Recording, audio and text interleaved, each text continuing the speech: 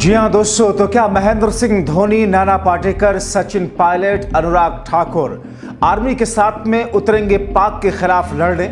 बौखलाए पाकिस्तान के क्रिकेटर और film star. Are पार में पाकिस्तान तो गया। बहुत स्वागत है आप सभी का। आप देख रहे हैं द राजनीति का विशेष सेगमेंट खबर और विश्लेषण। मैं हूं जब्बार खान।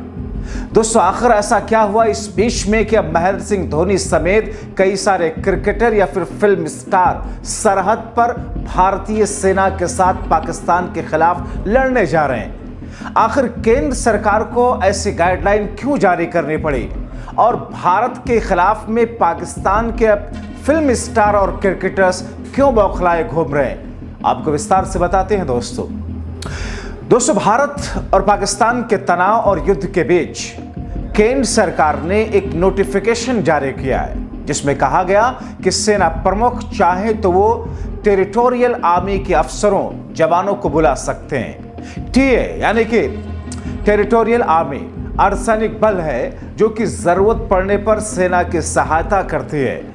उधर गृह मंत्रालय ने राज्य और केंद्र शासित प्रदेशों को इमरजेंसी पावर का इस्तेमाल करने का आदेश दे दिया। दोस्तों, रक्षा मंत्री राजनाथ सिंह को सेना प्रमुख general Upendra Dwivedi, navy chief admiral Dinesh Tripathi, air chief marshal AP Singh और सीडीएस अनिल चौहान ने ताजा हालात की जानकारी दी।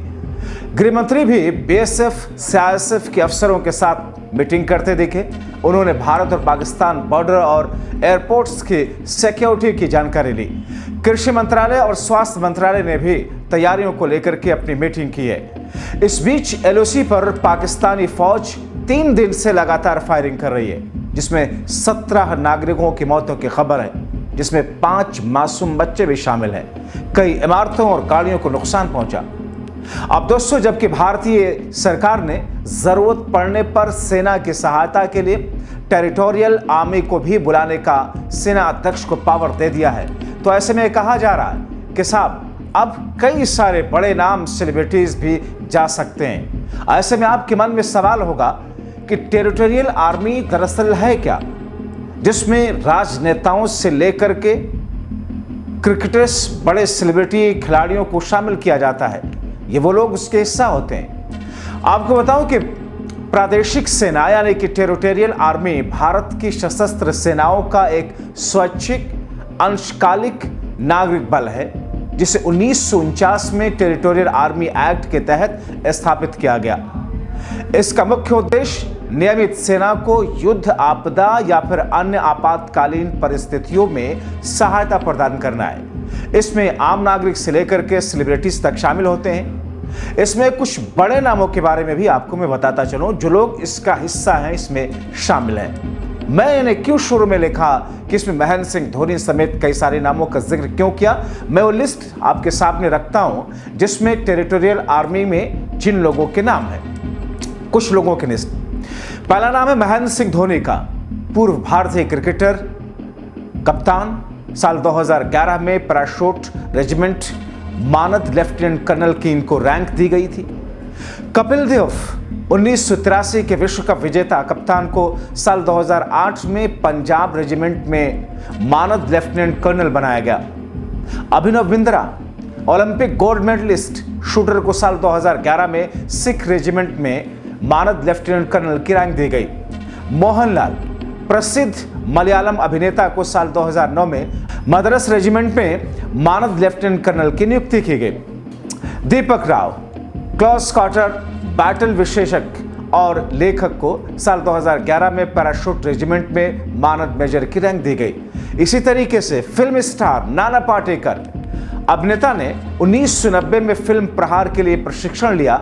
1999 के कारगिल युद्ध में मराठा लाइट इन्फेंट्री रेजिमेंट में मेजर के रूप में इन्होंने सेवाएं दी हैं। दोस्तों, यानी कि नाना पाटेकर उस वक्त सेवाएं दे चुके हैं। अनुराग ठाकुर हैं, भारतीय जनता पार्टी के नेता हैं, बीजेपी से सांसद हैं, पूर्व केंद्रीय मंत्री हैं। साल 2016 में नियमित कमीशन के तहत लेफ्टिनेंट नियुक्त किया गया और बाद में कैप्टन के पद पर पदोन्नत किया गया इनको। दोस्तों, इसी तरीके से कांग्रेस पार्टी के नेता हैं सचिन पायलट, कांग्रेस नेता और पूर्व केंद्रीय मंत्री को साल 2012 में सिख रेजिमेंट के 124 टीए बटालियन में लेफ्टिनेंट के रूप में कमीशन किया गया था।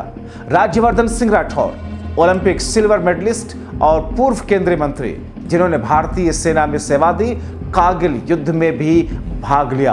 तो दोस्तों, ये वो कुछ नाम हैं जो कि टीए यानी कि टेरिटोरियल आर्मी का हिस्सा हैं। यानी कि अब ये लोग भी सेनाध्यक्ष जनरल उपेंद्र द्विवेदी के द्वारा कॉल किए जाने पर ये लोग भी आर्मी में इस वक्त जाकर के आर्मी की और सेना की सहायता कर सकते हैं, एक ऐसी स्थिति में जबकि पाकिस्तान और भारत के बीच में टसल और तनाव चरम पर पहुंचा हुआ। दोस्तों, भले ही अभी आधिकारिक तौर पर युद्ध की घोषणा न की गई हो, मगर जिस अंदाज में पाकिस्तान की हिमाकत है और जिसका जवाब भारत ने मुंहतोड़ तरीके से दिया, ये किसी से युद्ध से कम नहीं है। इस बीच में दोस्तों, भारत के ऑपरेशन सिंदूर एयर स्ट्राइक के बाद में पाकिस्तान ने पंजाब पर तीसरी बार हमला किया।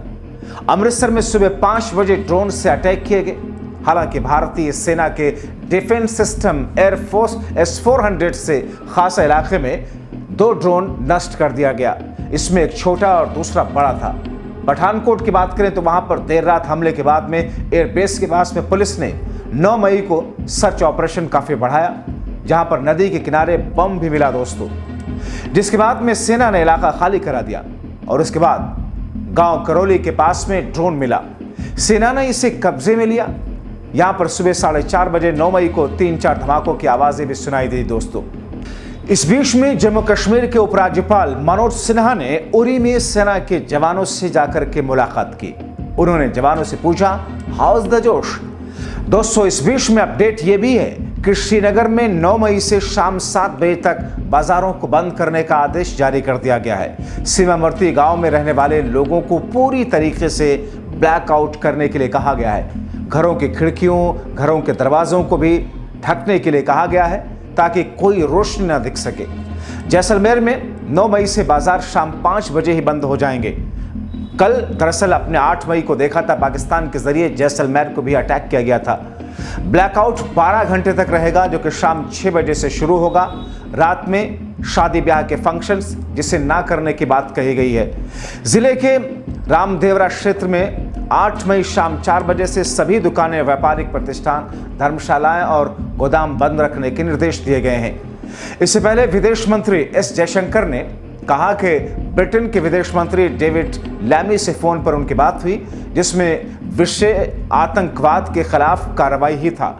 सहमति बनी कि आतंकवाद के खिलाफ जीरो टॉलरेंस ही होना चाहिए। तो उधर गृह मंत्रालय ने सभी राज्यों, केंद्र शासित प्रदेशों के मुख्य सचिवों और प्रशासनिकों को सुरक्षा उपायों को लेकर के निर्देश दिए। गृह मंत्रालय ने कहा कि सिविल डिफेंस रूल के तहत इमरजेंसी पावर का इस्तेमाल भी कर सकते हैं। यानी कि दोस्तों, राज्यों को इस बीच में एक विशेष पावर भी दी गई।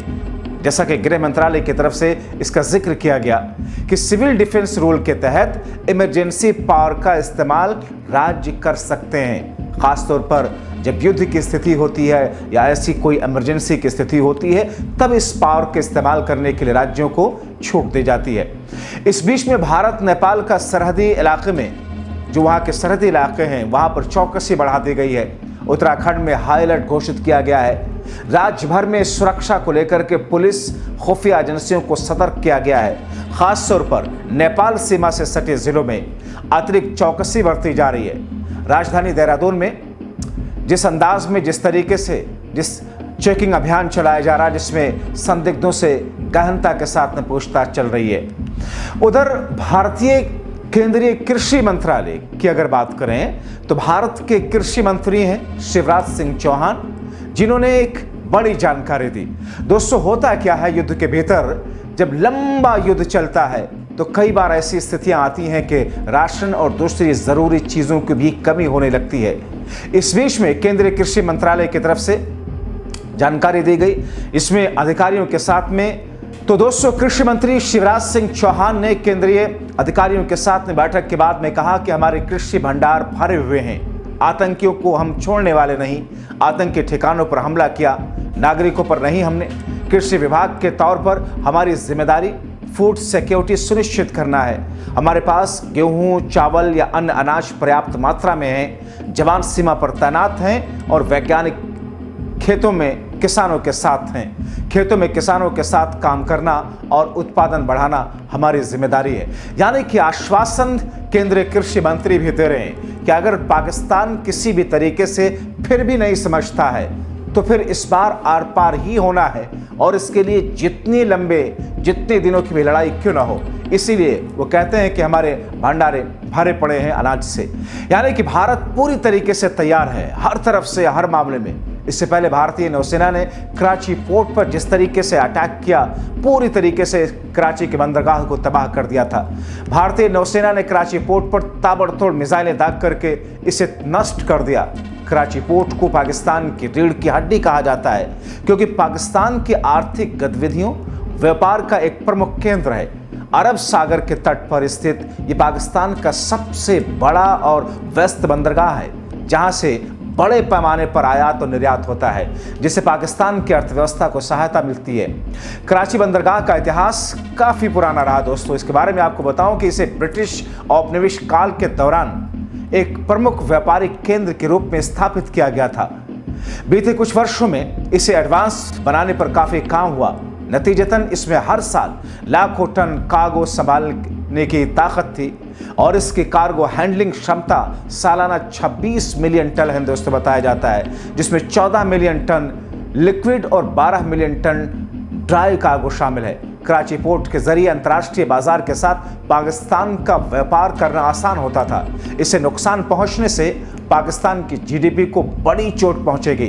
इलेक्ट्रॉनिक सामानों से लेकर के कपड़े, कच्चे माल तक कराची पोर्ट के माध्यम से दूसरे देशों से मंगाए जाते थे या वहां भेजे जाते हैं। इतना ही नहीं, कराची पोर्ट की अहमियत को समझते हुए इसे मॉडर्न बनाने में बीते कुछ वर्षों में भारी निवेश वहां पर किया गया था।